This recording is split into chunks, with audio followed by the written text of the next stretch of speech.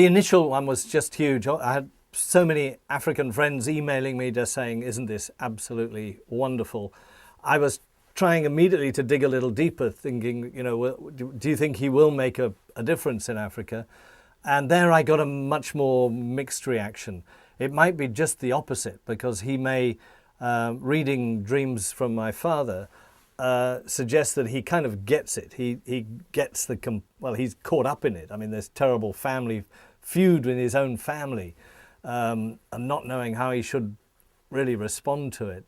And I just wonder whether he might say, almost because of my African parentage, I'm going to leave this to others. On the other hand, I think what he could do is pick up the phone to African leaders in a way others could not, and say, you know, this is the President of the United States speaking, and don't forget I'm an African, you know, I know you, you know, I know what you're about, and be able to really talk directly and powerfully to people who he wants to persuade. I hope he'll do that, because I think he will make an impact. But yes, elsewhere, just among ordinary people, I think it'll give a huge, huge boost to African self-confidence, and that is so important.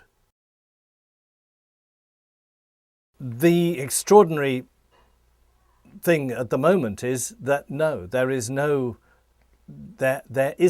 a continent-wide leader at the moment. I think the last one who clearly qualified for that is Nelson Mandela. And since then, it's all been a bit messy. And I noticed that the Mo Ibrahim Foundation, which gives this annual prize for leadership in Africa, I think this year they're going to have a difficulty in finding a candidate, which will probably be quite a good thing. But, you know, they should go. What have they had in the past? They had Kufuor. No, sorry, they had Chissano of Mozambique before that.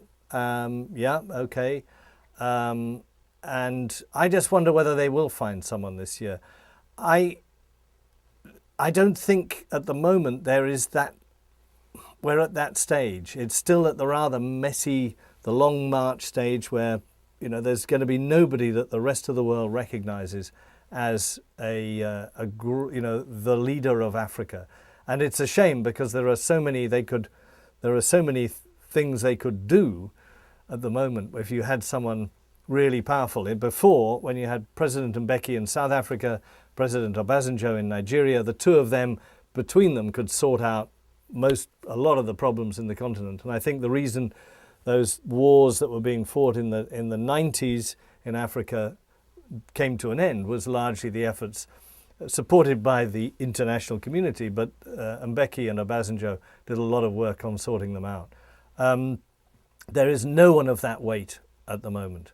And I think, and maybe one of the reasons is that they do like to stay on. And the longer they stay on, the worse they get. Instead of leaving after 2 terms and then becoming an international statesman and creating what I would think of as a sort of council of elders of ex-presidents who could go around, and some, you know, schmuck starts a war and they move in and they get him and they, you know, I think that would be terrific. But it's not happening. It's not happening.